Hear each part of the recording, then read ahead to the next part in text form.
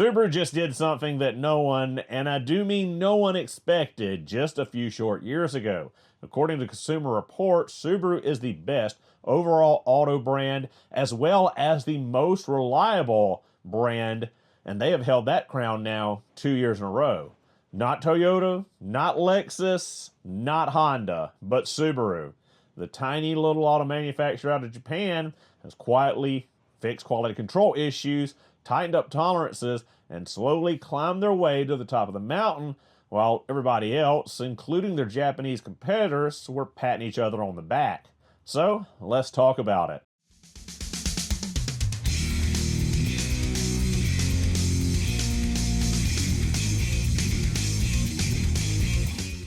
So let's break down exactly what Consumer Reports is announcing. Now, this isn't hype. This isn't Subaru's own internal marketing. This is the culmination of data from millions of owner surveys, reliability reports, road testing, and predicted dependability. And the takeaway here is that Subaru is the best overall auto brand and most reliable auto brand that is in America for sale today.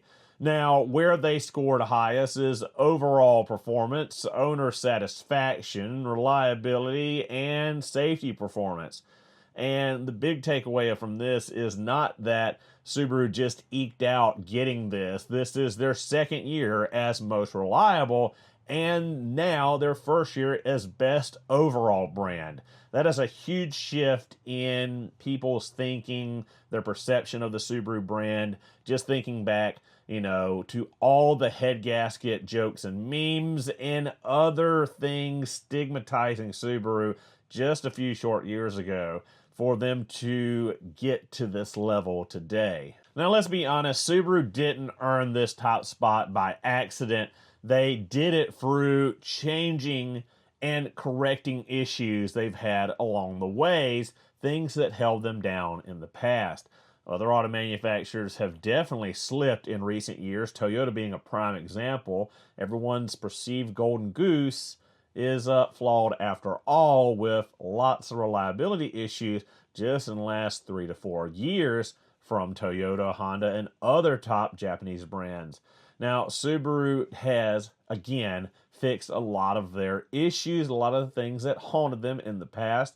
The F-Series engine has been out for quite a while now, and in the beginning there was issues with oil consumption and some other things here and there, but Subaru has revised, adapted, and fixed issues with the FA/FB series engines to where they're now much tighter, much better, and not having those issues that the earlier F-Series engines had, where now they are easy to get 200 plus thousand miles, just like the EJ series of old.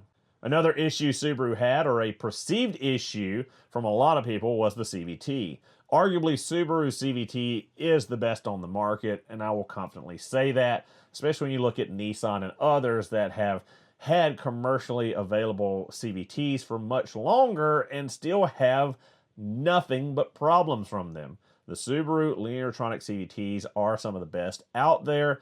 They are pretty much trouble-free. There's only a handful of common issues really with them, and those have been whittled down and corrected over the years as well, making them much more reliable than the early iterations, but they were still better than a lot of the competition. Another key thing was the shift to the global platform, as Subaru calls it, where they basically all share the same chassis to a degree. It made manufacturing easier, it gave better rigidity, better crash ratings, better safety, better performance, better handling, just streamlined everything with the Subaru brand going to that global platform and helping them to achieve these two merits. And lastly, it's just simple, tighter quality control. Subaru has tightened up the ship. They are not making as many mistakes as they did in the past. They are keeping a keen eye on what goes out the door and getting over and not missing small things that they did in the past, delivering a higher quality vehicle, a more reliable vehicle, and one that's not getting recalled as much, not having as many service bulletins, and not having as many common issues as Subarus of old. Now, which Subarus are leading the reliability charge? When Consumer Reports breaks it down, Subaru's lineup looks particularly strong compared to everybody else. Top tier, top performers are the Crosstrek, the Forester, the Outback, and the Impreza. The Crosstrek is damn near unkillable. Many of them out there with tons of miles on them. I mean, think back to the video we did on the million-plus mile Crosstrek. Extremely reliable, extremely good vehicles. I've owned a couple, absolutely love them. They are phenomenal. Next up, the Forester. The Forester, I believe, was their #1 SUV overall. The Forester Hybrid and the regular Forester topped everyone else for SUV reliability. Just an all-around solid car, and has been since its iteration, or since it was added to the Subaru lineup. It's just been a top performer in reliability and consistency. The Outback, one of their #1 sellers, my favorite. I mean, I just bought a 2026. Has always been rock steady. They've had their little quirks and their little issues along the line, but as the years have gone on, the Outback has become one of the top tier reliable vehicles from Subaru, and the Impreza follows right along in with the Crosstrek, just a little bit more simple, a little more plain, and a lot less to go wrong. Not that there's any really to go wrong with the Crosstrek or the Impreza. Now, medium tier would be the Ascent and the WRX. The early Ascents had lots of issues, but they have quickly fixed those. 22 and newer, after the revision, facelift, all that. A lot of those initial quality issues with the Ascent and reliability issues have been worked out between the CVT and the manufacturing of the chassis. WRX has always pretty much been solid. The main issue is the people that buy them and abuse them. And then as far as a little bit niche, different market, would be the BRZ, which is incredibly strong and doesn't really have any issues. It's just a different animal compared to the rest of the Subaru lineup. When your entire lineup has above average scores, that's when you start winning things like most reliable brand. Now, why does this matter overall for the automotive industry and competitors? Well, Subaru didn't get better in a vacuum. They got better in part because the competition was stumbling. I mean, look at Toyota over this last couple of years. Massive recalls, engine failures, transmission issues. So un-Toyota-like. Mazda, a whole host of issues. Honda has had a whole host of issues. When the competition slips, it's your time to shine. Not to say that Subaru got it by just hanging in there. They have made progressive steps to make their product better, but everyone else kind of took their foot off the gas pedal and coasted and started having more issues as well. So with Subaru taking this crown, I'm sure it'll put a fire into Toyota Lexus to get back on it. And perhaps some of this help from Subaru getting to where they are is a direct link to Toyota's 20% stake in Subaru. But that's just speculation. Now, don't get me wrong, there's still plenty that Subaru needs to improve on, and other auto manufacturers definitely need to improve on as well. That's not to say that Subarus are perfect. If you watch this channel for any amount of time, you know I call out Subaru constantly on any kind of issues and show you how to fix them or what to look for as far as common concerns from Subarus. Now, we've seen plenty of air conditioning compressor failures with the Vallejo AC compressors in the past. We did plenty of videos this summer on them. I've replaced tons of those AC compressors. Now, that's a manufacturer a supplier issue more so than a Subaru issue, but Subaru is using that compressor, so of course it's an issue with their brand.